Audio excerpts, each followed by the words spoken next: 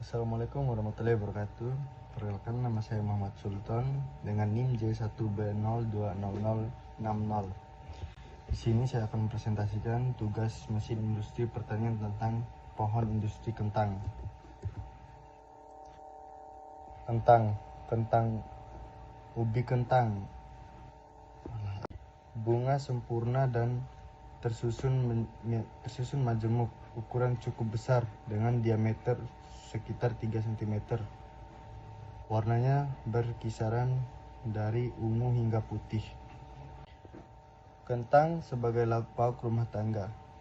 Kentang dengan kandungan karbohidratnya mampu mengenyangkan bagi yang mengonsumsinya. Jenis tanaman umbi-umbian ini banyak dimanfaatkan oleh rumah tangga dan industri. Kandungan nutrisi dalam kentang juga bisa menjadi sumber karbohidrat pengganti nasi. Konsumsi makanan sehari-hari yang ideal dalam satu piring berisi makanan pokok, sayuran, lauk pauk, dan buah-buahan. Tubuh manusia memerlukan karbohidrat, vitamin dan mineral, protein, serta lemak. Proses pembuatan keripik kentang. Kentang merupakan salah satu sumber karbohidrat yang menunjang diversifikasi pangan. Salah satu produk olahan dari kentang adalah keripik yang telah dikenal oleh masyarakat Indonesia. Dalam pembuatan keripik kentang, baik yang berskala industri rumah tangga maupun yang berskala industri besar, ada beberapa hal yang perlu diperhatikan seperti pilihan umbi kentang, cara blessing atau cara pemberian kapur agar diperoleh keripik yang baik. Produk-produk yang berkategori keripik sudah lama dikenal masyarakat Indonesia, baik bersifat tradisional maupun yang sudah berskala industri, misalnya keripik singkong, keripik kentang, jagung, dan lain-lain. Pembuatan keripik dapat dilakukan dengan dua cara, yaitu mengiris bahan utama, langsung diproses, atau dilakukan pembuatan adonan terlebih dahulu. Potato strings French fries.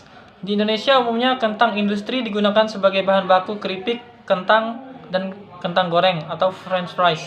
Varietas kentang yang digunakan untuk industri olahan keripik ialah Atlantic yang diimpor dari Kanada, Australia, dan Skotlandia.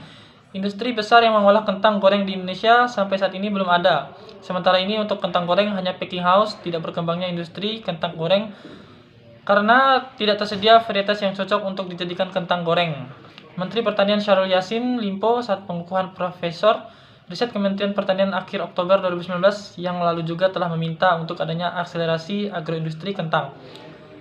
Kembangkan hasil inovasi agar dapat meningkatkan kualitas dan daya saing komoditas kentang agar untuk industri pesanannya saat itu.